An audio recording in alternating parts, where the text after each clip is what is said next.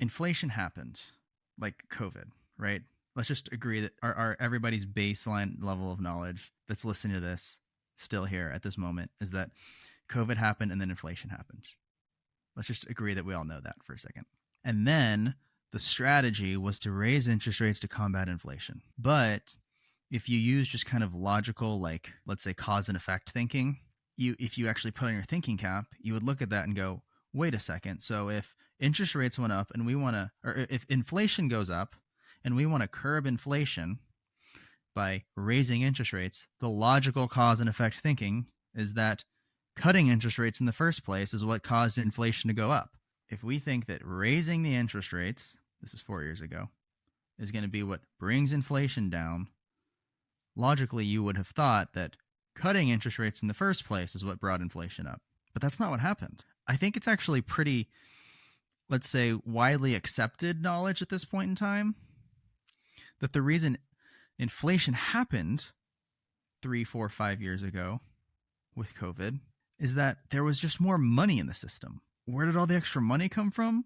Stimulus checks, PPP loans, unemployment, student loan deferrals, which are still happening. That's just more money that's available to be spent on stuff. When there's more money that's available to be spent on stuff, prices have to go up.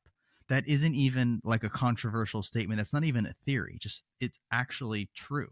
If there is one car in the car sales lot and there's 10 buyers, the person who offers the most for that car is going to buy it. This happened with houses, like a lot, okay? So everybody should know this. If there's one house and there's 10 buyers, that house price is just going to go up until the highest bidder is found. If there's 10 houses and one buyer, they're going to have a pretty easy time getting a good deal on one of those houses because there's not that much money chasing those goods and services.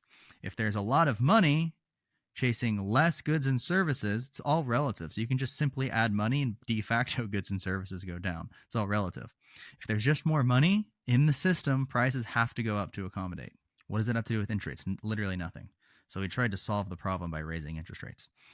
So I suppose the theory is today, I don't know, I don't run the government, I just live here. I suppose the theory is, well, inflation is now coming back down because of the interest rates that we raised 5 years ago. So it's safe for us to start cutting interest rates again because everybody likes to live in a low interest rate environment because, life is a lot easier when I can borrow $1 million for free. That's the theory, I think. But here's the deal. You know why they actually cut interest rates? They cut interest rates because, popularly, they thought they think they can handle inflation. You know why they actually cut interest rates? Because you know who pays interest? You know who pays the most interest out of every entity that pays interest ever?